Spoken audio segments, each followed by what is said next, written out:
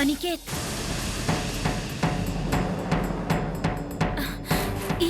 ई का करल बानी आप?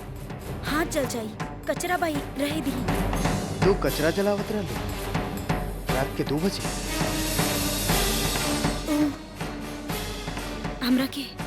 हमरा के नींद ना आवत रहे अनिकेत।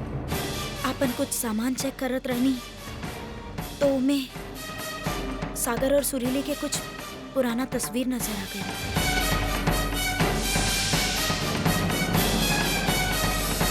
अतीत के कुछ ऐसा याद जिनकर अब हमनी के घर में कोनो जरूरत नहीं।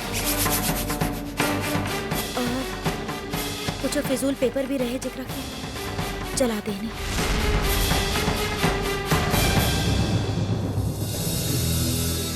लागत हम तोरा के गलत समझनी। वेल, अगर तोहार गुस्सा और अतीत के जलावे के प्रोग्राम खत्म हो गए हो तो सोच चली। जी चला।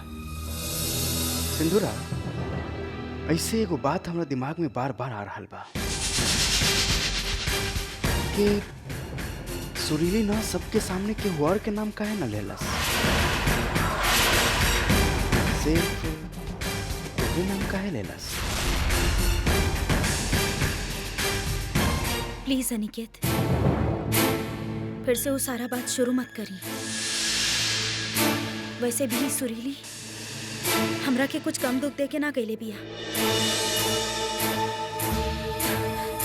जौन तरह से आपके मन में ये बात उठल बा, घर के सब लोग के मन में उठल होखी। बाकी अब हम का कर सकेनी। सुरीली अच्छा तरह से जानत रहली कि हम विद्या के पसंद ना करतानी। ऐसे वो सारा ब्लेम हमरा पर डाले के कोशिश कैली। और वो ये भी जानत रहली कि हम पहला दिन से सुरीली के खिलाफ रहनी। और कितना बार घर वालन के सामने हम ओकरा बेइज्जत भी कैनी। शायद यही बात के बदला ले चाहत रही हूँ, पर जाते जाते हमरे ही घर वालन के मन में हमरे ही खिलाफ शक के बीज बो गई हूँ। आपके मन में भी। अरे ना ना, ऐसा कोनो बात ना है। हम तो बस यूं ही बहुत नींद आ रहा है। चली चला।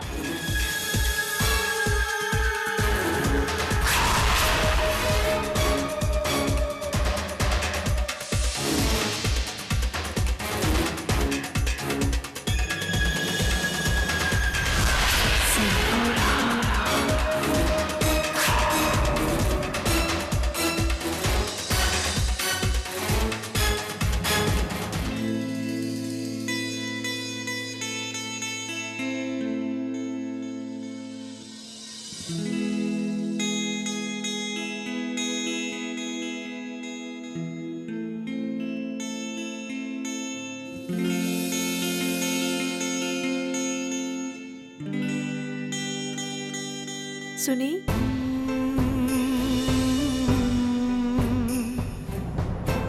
सुनी ना, आप हमरा से बात काहे ना करल बानी? देखिए हम आपसे बिल्कुल भी सुनी ना। ई त हमके कुछ कहे के मौका भी ना देत है। एक मौका भी ना दे रहल बानी कहे के हमके इनकर कोनो बात के बुरा ना लागल। हम इनकरा से नाराज भी ना है। कैसे बताएं हम इनकरा के? भाभी, दद्दा ई तरह ना समझिए। काहे कि वो आपसे बेहद प्यार करेले। जब तक वो आपके सॉरी बोले के रास्ता ना ढूंढ लेंगे हैं, तब तक वो आपसे बात ना करिए। पर ऐसा कब तक भैया? मामी, हमने क्या अपन पुराना आईडी यूज करे के चाहिए। मिस्टर हुसैन के ठीक करे के एगो उहे रास्ता बा।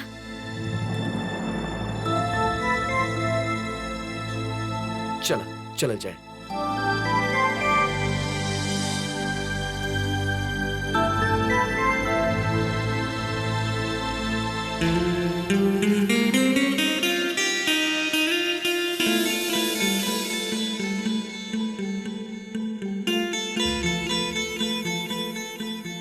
सच समीर, मिस्टर हुसैन विद्या मामी के साथ अच्छा ना कहले ना, है ना चीनू भैया? हाँ हाँ, दद्दा बहुत बुरा कैले भाभी के साथ है। अब पता ना दद्दा माफी कैसे मांगी है उनकरा से। हम रहती तो कोनो अच्छा तरीका सोचती माफी मांगे के। हाँ बिल्कुल। स्टूपिड, तो हम कहीं स्विमिंग करता नहीं, हम भी तो सोचता नहीं। का बा समीर?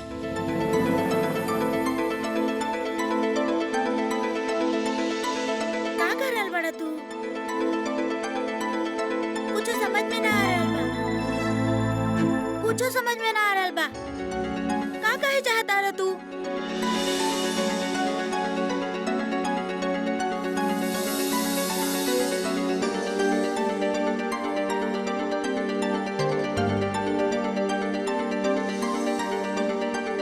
का मतलब बा तोहार? कुछ समझ में ना आ रहल।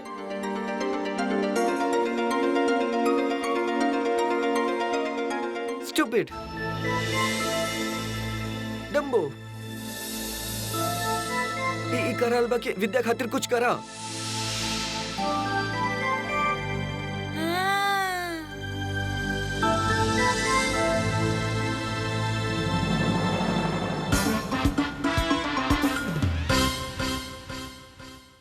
भाभी, कुछ बात भइला के? ना चिन्नू भैया, इनका पता ना का हो गइल ह। ये हमसे एक तो बात भी ना करल बानी पूरा दिन भर से, छुपत फिर रहल है और हमके ई बहुत देर से दिखाई भी ना देले हैं, पता ना कहाँ है। लेकिन कुछ देर पहले हमने दिखले रहनी, लॉन में कुछ लिखत रहले उ। अब वो अपन रूम में बड़े, बाकी दरवाजा अंदर से बंद बा। भैया हमने चल के देखत बानी। हाँ चलल जाए, चली।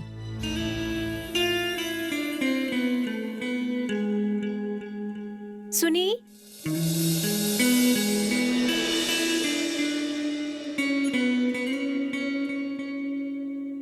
दरवाजा खोली।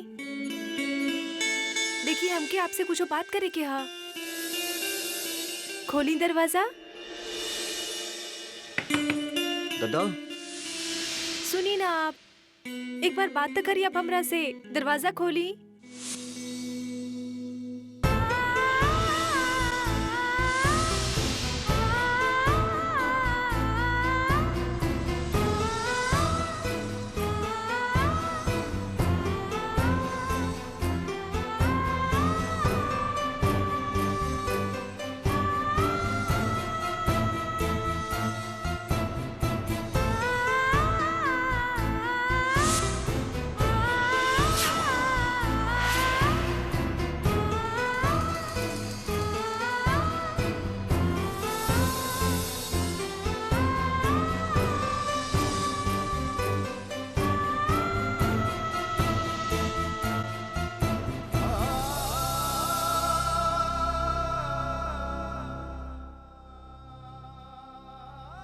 in the night falls, the sun goes to sleep,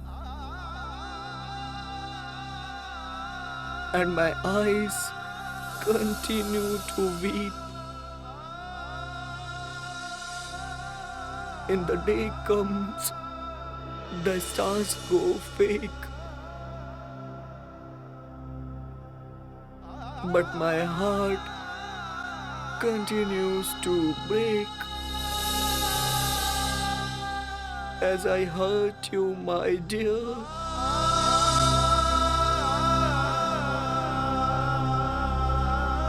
I have hurt you, my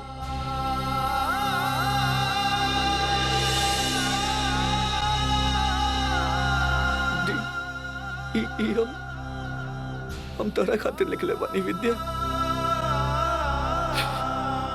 एकरा बदले में के जब रात होकेला सूरज के भी नींद आ जाएला, वहीं पे सब सूझ जाले, पर हमके नींद ना आवेला।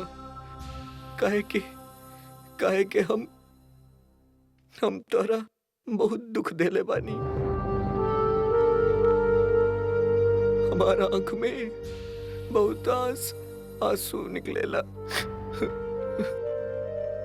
काहे के हम तोरा के बहुत रुलैले बानी।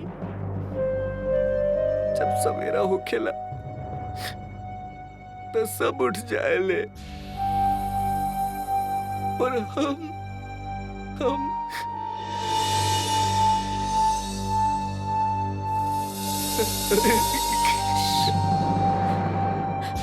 चुप चुप चुप।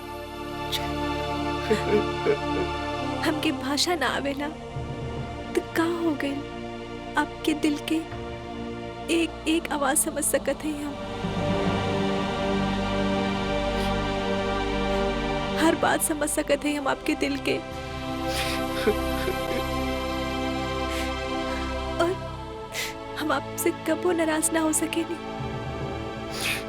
काहे कि आप हमारे श्री राम बानी और हम आपके सीता।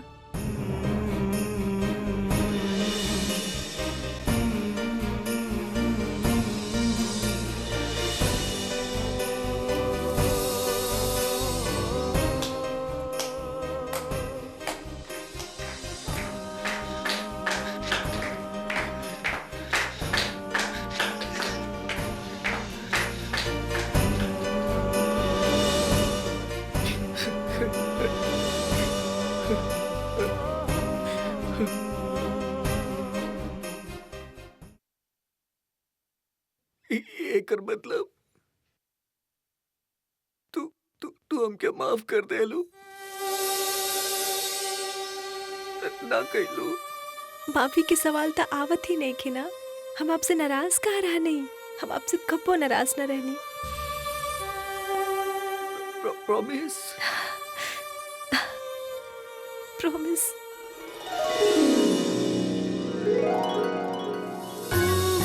का करल बानी? सुनी, छोड़ी, सुनी ना।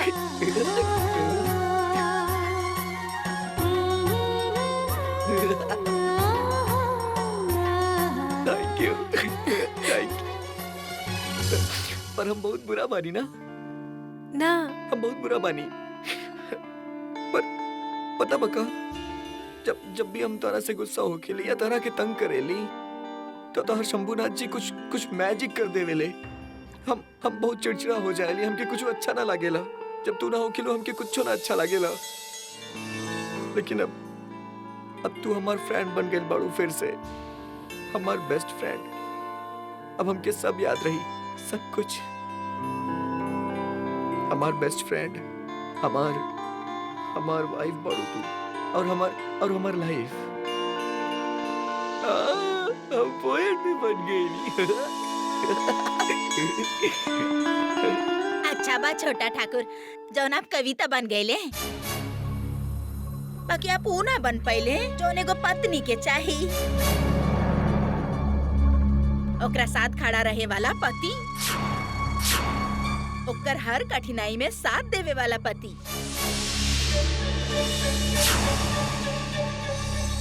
आप चाहे बुरा मानी, बाकी सच तो यह बा कि सुरीली के घर से बाहर निकाले वाला जौन काम आपके हमनी के विद्या खातिर करे के चाहत रहे, वो काम तुषार जी कैले।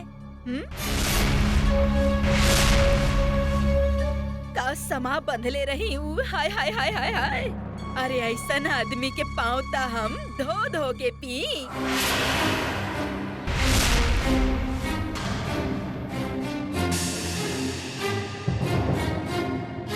कोनो बात ना बड़ी। आई एम श्योर कि तू अब से हमेशा विद्या के साथ देबा।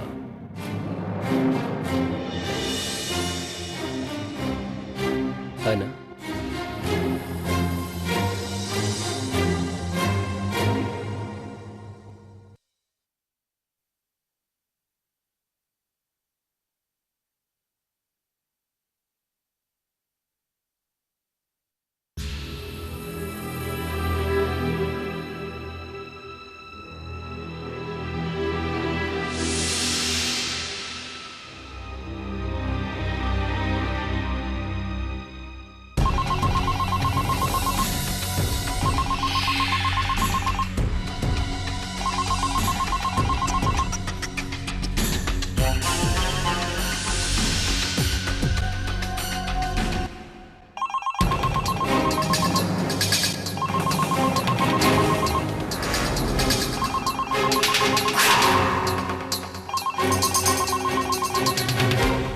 giving blind call.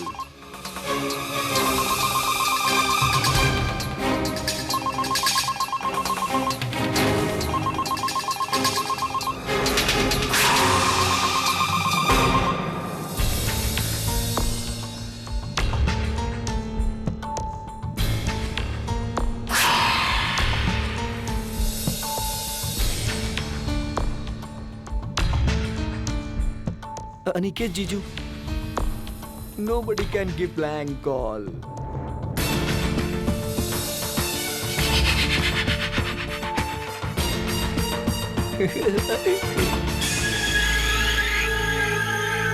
फिर महीना के उहे दिन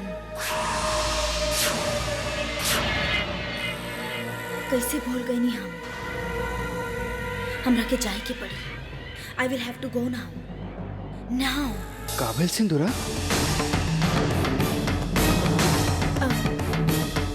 कुछ ना।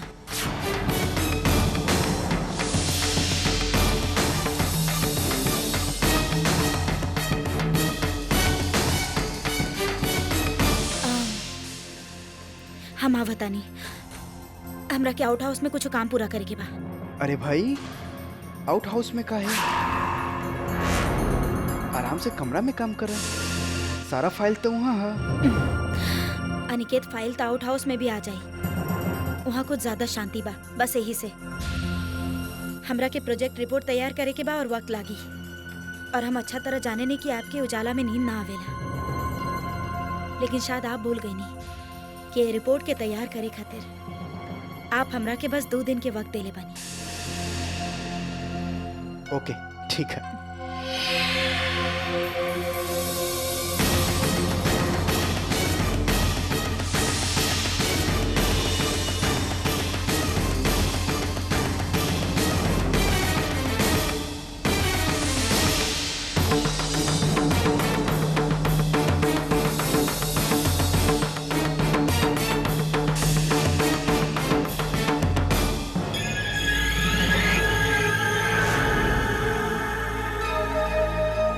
फोन काहे कैला? हाँ, हम भूल गए। इतना साल में पहला बार ऐसा भइल बा। Shut up! हम आधा घंटा में आ रहल बानी। हमारा इंतजार करो।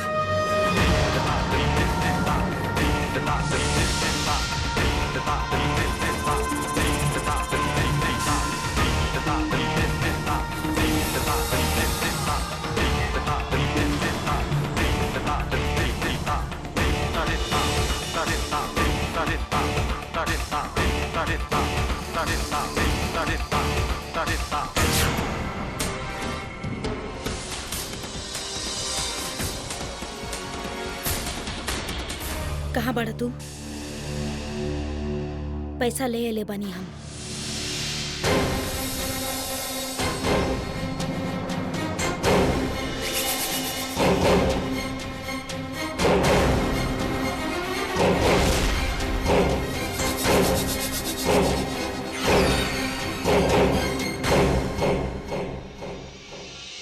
पूरा ना।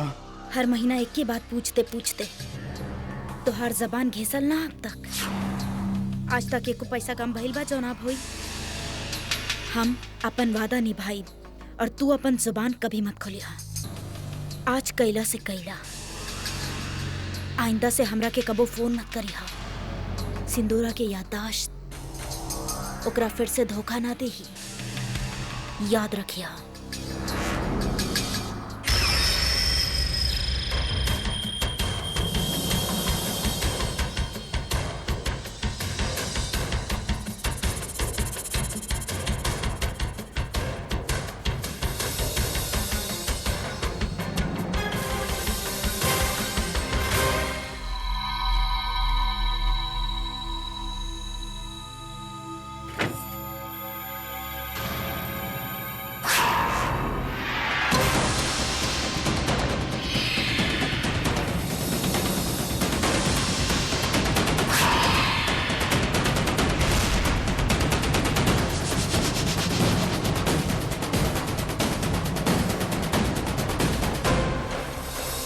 इता उहे गाड़ी बा जौन रास्ता भर हमार पीछे रहे।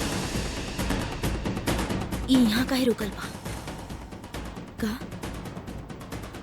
का केहू हमार पीछा कर रहल बा?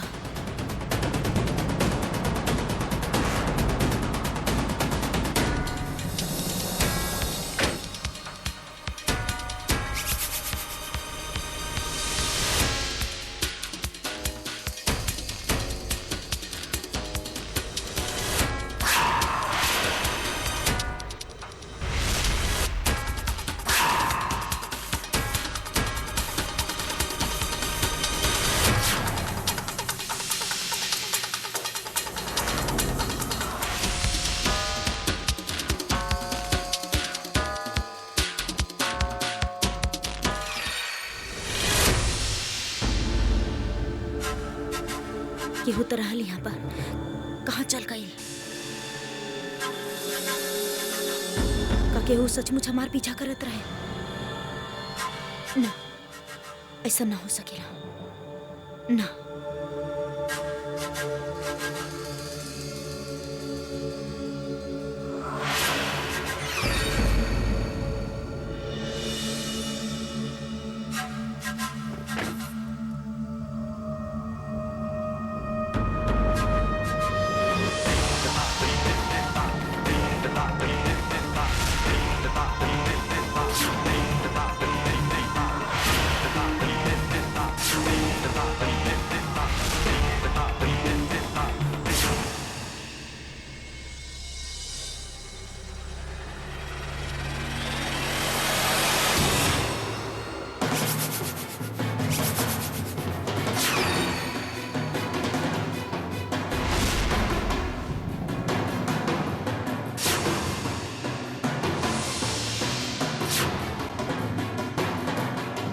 हम कुछ ना कहनी साहब, हम कुछ ना कहने।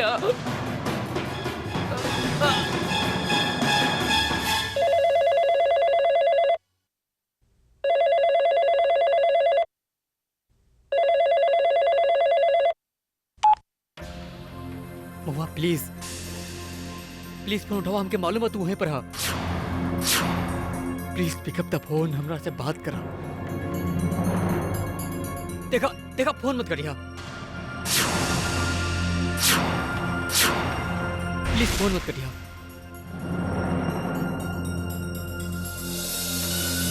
बात सिर्फ उतना ना है जितना कि तू जाने लू।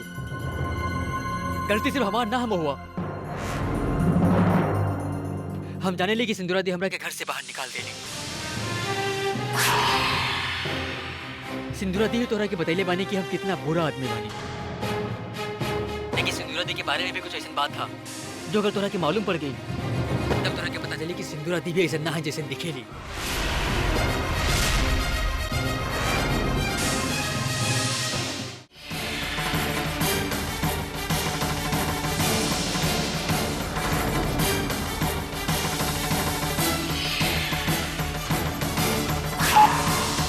तोहरा बतावे वाला रेडी, लेकिन दीदी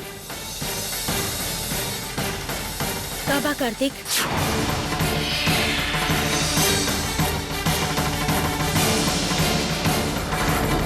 ऐसा कौन सा बात बा हमार बारे में जौन तू महुआ के बतावे चाहे? कह, हमहू सुना। कुछ ना दीदी, हम महुआ से माफी मांगते रही कि हमरा के माफ कर। ऐसा हरगिज ना होगी। महुआ तोहरा के माफ ना कर। मुफ्त के रोटी तोड़े की आदत अब तू छोड़ दा कार्तिक, ताकि ये घर में तोहार वापसी मुमकिन नहीं की। लेकिन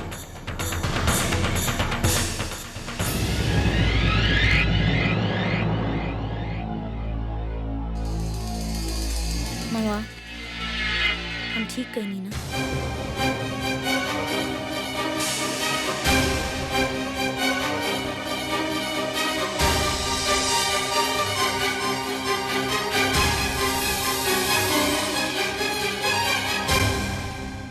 विद्या और दाना। मम्मा और लेबू? नाना, तू जाने लू ना हम कितना कम खाए नी। पत्ता बा, ऐसे तो पूछा था नहीं। What a joke! हमके एको पराठा। विद्या लावा, हम दे देता नी।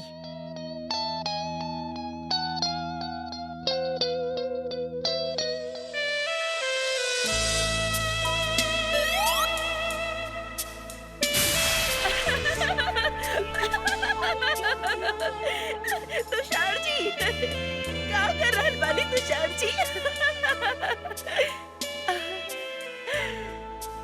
आई ना।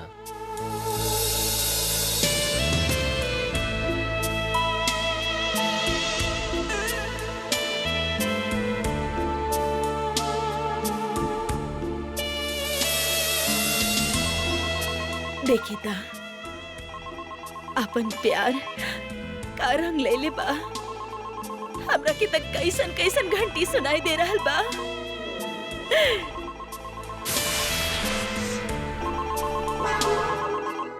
फोन की घंटी बज रहा।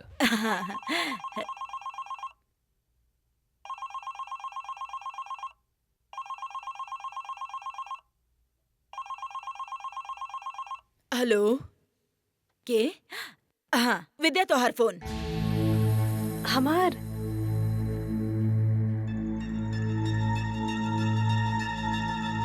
जी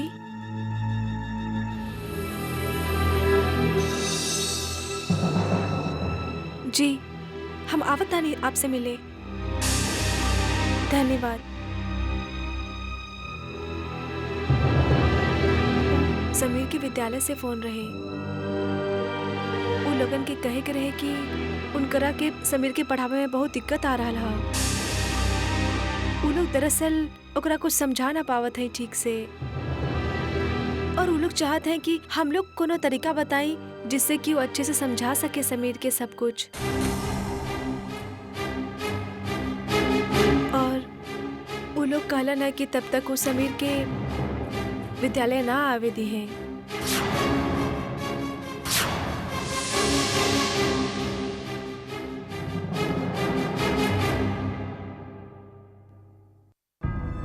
थैंक यू।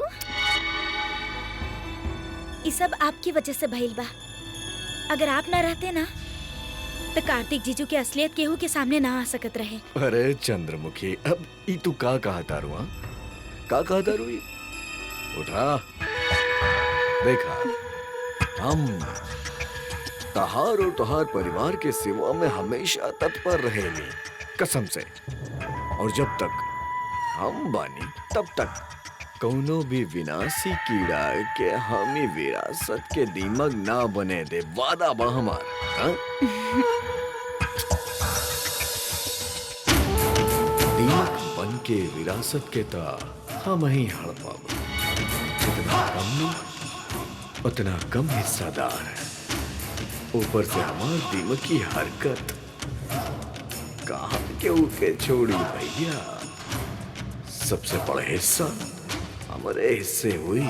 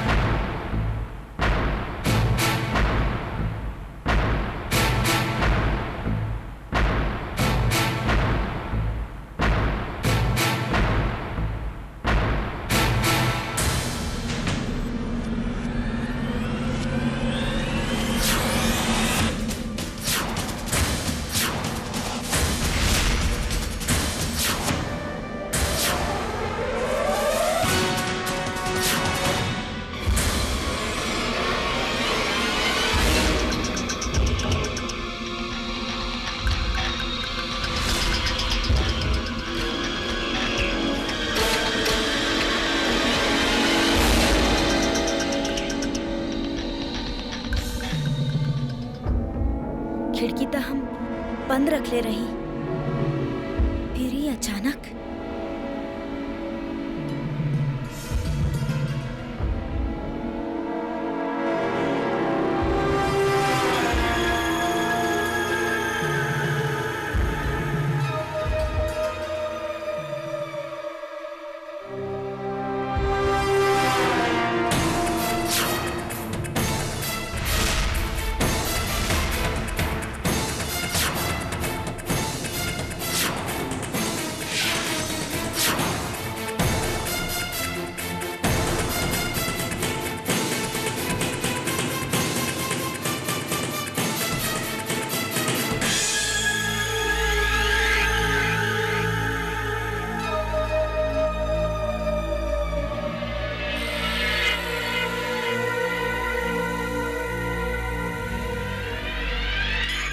ई पेन तो हम